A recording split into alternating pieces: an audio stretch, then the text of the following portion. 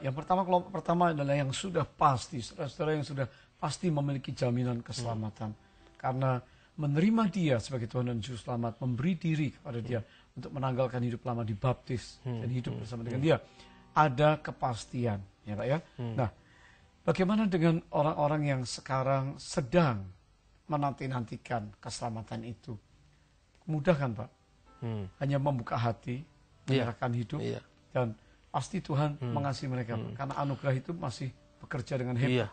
Dan dia akan diberi kemampuan untuk mewujudkan keselamatan itu di sini sambil menunggu keselamatan yang akan datang. Artinya keselamatan yang ada di dunia ini, hidup berkelimpahan itu juga kita alami, tapi tentu bukan dalam pengertian kita satu-satunya diukur dari materi ya, karena Alkitab berkata, carilah dulu kerajaan Allah. Semuanya akan ditambahkan kepada. Jadi mencari kerajaan Allah itulah yang utama. Orang Kristen boleh kaya, boleh sukses, boleh punya mobil banyak. Tetapi ingat, itu bonus, itu bukan tujuan. Tujuannya adalah kerajaan Allah yang harus dicari. Paulus bilang kerajaan Allah itu bukan cuma makan minum, artinya bukan materi, bukan kehidupan yang sekarang ini, tapi kebenaran ya Pak. The truth, peace, damai sejahtera, sukacita oleh sukacita, betul. Berarti seseorang harus tetap menggali kebenaran, harus tetap hidup dalam kebenaran, harus mempraktekkan kebenaran. Nah, seringkali inilah yang menjadi kesulitan-kesulitan seseorang mempertahankan imannya pada waktu anugerah itu melimpah, tetapi seorang menjadi sembrono. Menurut Bapak, kira-kira apa saja musuh-musuh iman yang menyebabkan seseorang itu bisa keluar dari track yang seharusnya dia ada? Pertama, kita harus menyadari siapa musuh kita. Baik. Jadi musuh kita tentu adalah, Alkitab mengatakan itu adalah Lucifer, itu adalah iblis. Dia berkarya dengan berbagai macam cara yang tentu lebih canggih. Karena tantangan lebih canggih, dia beroperasi juga lebih canggih. Itulah sebabnya kita mesti awas membaca tanda-tanda zaman. Jangan-jangan iblis itu sekarang bekerja dengan cara-cara yang justru masuk ke dalam gereja misalnya. Karena apa? Sebetulnya karena ajaran Injil itu sendiri sudah seolah-olah yang sangat substansial itu tidak digubris lagi, tapi yang digubris yang bonusnya tadi juga bisa. Yang kedua, musuh kita yang nyata dalam bentuk konspirasi global melawan ajaran Kristus. Coba kita lihat film-film Hollywood. Apa ini mencerminkan? Kalau di Indonesia sering orang mengatakan Barat itu seolah identik dengan Kristen. Mana ada? Film The Last Temptation of Jesus Christ itu film yang sangat melecehkan Yesus Kristus. Itu produksi Hollywood. Justru di negara Islam, film itu beberapa negara Islam menolak. Karena film itu menurut negara Islam, negara-negara Arab, melecehkan keagungan Nabi Isa Al-Masih.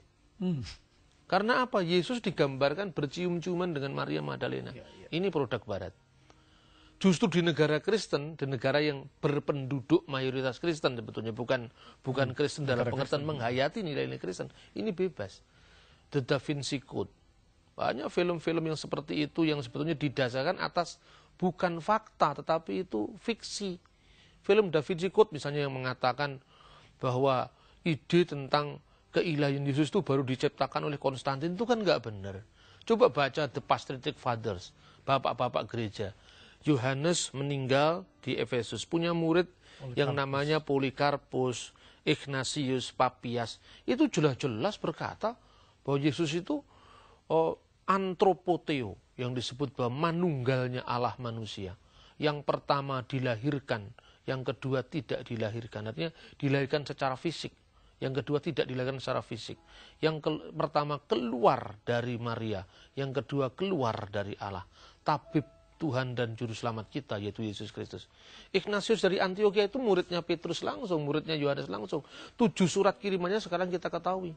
Di abad permulaan. Di abad permulaan yang jelas dia meninggal tahun 107. Lahir tahun 30. Nah itu makanya. Terus kemudian Konstantin. Konstantin itu justru akhir hidupnya dia dibaptis oleh pengikut Arian, pengikut Arius. Jadi kenyataannya kenapa Arian itu tidak bertumbuh? Bukan karena dianiaya oleh Konstantin, bukan karena dianiaya oleh gereja. Bagaimana baca sejarahnya? Ajaran Arian yang menolak tentang keilahian Yesus itu tidak berkembang karena Arius tiba-tiba mati di kamar mandi. Ketika dia didukung full oleh Kaisar Konstantinus yang memaksakan agar keimamatannya dia dipaksakan untuk dikembalikan pada Patriark Konstantinopel. Coba baca sejarah yang benar. Ini kan konspirasi besar yang sebetulnya tanpa kita sadari dan kita kadang-kadang nganggap ini tidak penting. Padahal ini era pertarungan wacana. Yang ini mesti dijawab dengan fakta-fakta sejarah apa adanya. Pak, berarti keselamatan datang dari Tuhan Yesus dan firman Allah. Ini Alkitab otentik. Iya, banyak jelas, orang meragukan, Pak. Ya. Sekarang yang meragukan, katakanlah sekarang Perjanjian Lama. Suatu contoh aja. Naskah-naskah Perjanjian Lama itu sebelum tahun 1947 itu yang tertua namanya naskah Masoretik. Itu kira-kira abad 10 dan akhir abad 9 Masehi. Naskah Aleppo, naskah Leningrad yang ditemukan di Rusia, Aleppo Syria, naskah Genisa Kairo. 1947 ditemukan The Dead Sea Scroll, naskah-naskah Laut Mati. Isinya apa? 1000 tahun lebih dari naskah yang tertua yang kita miliki. Tahun 150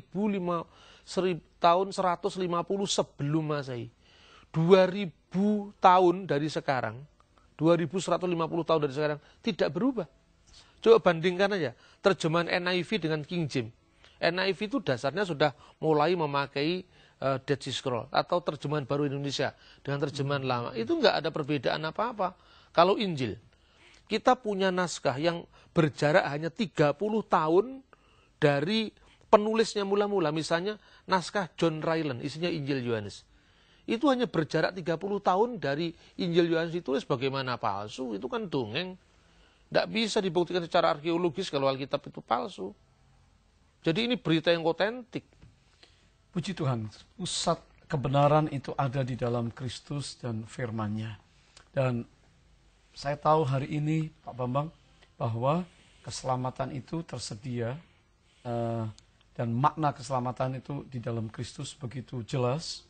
Dan biarlah setiap pemirsa juga menikmati untuk memasuki tahun yang akan datang. Amin. Ya. Untuk mereka lebih kuat imannya, lebih fokus. Musuh-musuh tadi adalah Lucifer, setan pasti kerjanya akan menipu, mencuri, membinasakan. Tapi Kristus datang dan sudah 2000 tahun lalu mematahkan pekerjaan iblis. Dan juga konspirasi global yang akan melemahkan ya Kristus dan firman-Nya. Dan juga musuh ini ya Pak ya, yang seringkali membuat seseorang itu tidak bertanggung jawab adalah ini, daging kita ya. Betul, Dan betul. dengan banyak beribadah, dengan banyak berdoa, dengan banyak mengandalkan Tuhan, dengan banyak mengerti kebenaran, maka musuh-musuh itu dapat kalahkan. Dan kiranya anugerah Allah melimpah atas kita. Dan sebelum saya menyimpulkan terakhir, saudara tetap bersama kami.